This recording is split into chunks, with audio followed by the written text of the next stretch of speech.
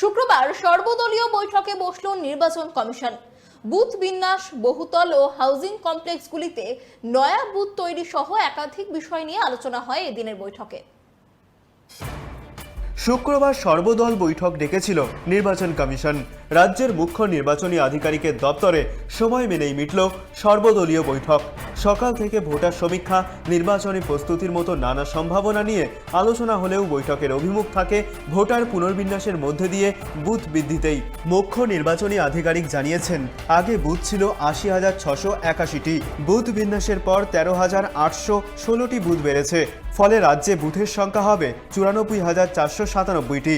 এই ১৩,৮১৬টি বুথ নিয়ে কোনো দলের আপত্তি থাকলে সিইও দপ্তরকে ৮ই সেপ্টেম্বর বিকেল ৫টার মধ্যে জানাতে হবে। এদিন আলোচনায় অংশগ্রহণ করেছিলেন রাজ্যের শাসক দল থেকে বিরোধী শিবির। তৃণমূলের তরফে শুক্রবারের বৈঠকে উপস্থিত ছিলেন মন্ত্রী অরূপ বিশ্বাস, পুলক রায় ও সাংসদ পার্থ ভৌমিক। বৈঠক শেষে সাংবাদিকদের মুখোমুখি হয়ে অরূপ বিশ্বাস বলেন, আগে একটা বুথে ১৫০০ জনের বেশি ভোটার ভোট দিতে পারতেন, কিন্তু কমিশনের নয়া নিয়ম অনুযায়ী এবার থেকে প্রতি বুথে ১২০০ জন ভোটার থাকবেন, আর যারা বাড়তি তাদের নিয়ে আলাদা বুথ তৈরি হবে।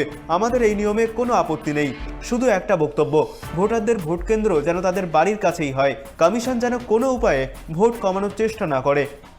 ভোটারকে যাতে ভোট কম পড়ে তার কোনো প্রচেষ্টা যেন ইলেকশন কমিশন না করে, যাতে ভোটারকে ২ কিলোমিটার দূরে সরিয়ে দেয়। আমাদের বক্তব্য হচ্ছে, নিশ্চয়ই আপনারা করুন, কিন্তু ওই প্রেমিসেসের মধ্যেই ওই বুথকে সংযোজন করতে হবে। ওই যে ব্যালেন্স ৩০০, যাকে সংযোজন করতে হবে, এটা আমাদের মূল বক্তব্য ছিল। আমরা আরও কতগুলো বক্তব্য এখানে রেখেছি, যে আমরা যেটা বলতে চেয়েছি যে ইলেকশন কমিশন তারা নিরপেক্ষভাবে কাজ করবে। মাঠের রেফারি যদি ঠিক না হয় তাহলে খেলার রেজাল্ট কী হবে? চিরকালই যদি আম্পায়ার পায়ে লাগলে আঙুল তুলে দেয়, এটা তো হতে পারে না। ইলেকশন কমিশনকে নিরপেক্ষ বুথ বিন্যাস ও বিভিন্ন ইস্যুতে এদিন সর্বদলীয় বৈঠকে মাঝে মধ্যেই বাদানুবাদ হচ্ছিল বিজেপি তৃণমূল কংগ্রেসের মধ্যে। বুথ বিন্যাস নিয়ে সিইও অফিসে পাঠানো ডিইও অর্থাৎ ডিএমদের রিপোর্টকে জালি বলে ব্যাখ্যা দেয় বিজেপি। তাদের কথা, ২৪ জন ডিইও রিপোর্ট পাঠিয়ে বলেছে যে কোনো দলের নাকি কোনো বিরোধিতা নেই, এটা একেবারে জালিয়াতি। বিজেপির শিশির বাজোয়ারি বলেন, আমাদের অবজেকশন রয়েছে, ডিইওরা কিভাবে এমন রিপোর্ট দিল, ২৪ জন ডিইওকেই শোকজ করা হোক। বামেরাও বুথ বিন্যাস নিয়ে ডিইওদের পাঠানো রিপোর্ট নিয়ে সরব হন। ২৪টা জেলার যে পুরো ডিটেল দিয়ে নতুন বুথ হবে কি হবে সব। অবাক লাগলো যখন মিটিং মিনিটস দেখলাম, ২৪ জেলায় রেকর্ড করেছে ২৪ ডিও সাহেবরা, কি কোনো পার্টি কোনো প্রতিবাদ করেনি, আমাদের প্রস্তাব সর্বসম্মতিতে গ্রহণ করলো। এটা কি সম্ভব? ২৪ জেলা, তার মানে এই ২৪ জেলার ডিও মানে ডিএম এর উপর থেকে ইনস্ট্রাকশন দ্যাট এইভাবে তোমরা মিটিং রেকর্ড করবে।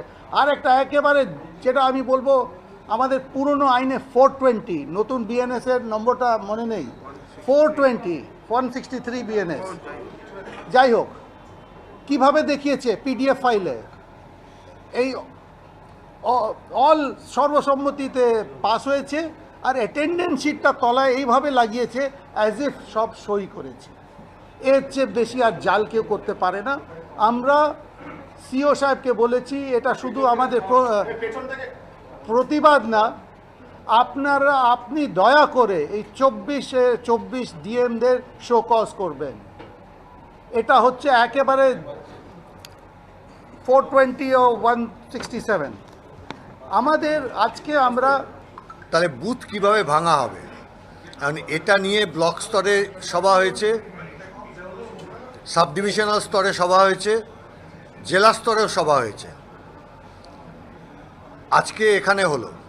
কিন্তু অদ্ভুত ব্যাপার হচ্ছে, বিভিন্ন রাজনৈতিক দল এই ব্যাপারে প্রশাসনের যে প্রস্তাব ছিল সেই প্রস্তাবের বিকল্প প্রস্তাব জমা দিয়েছে।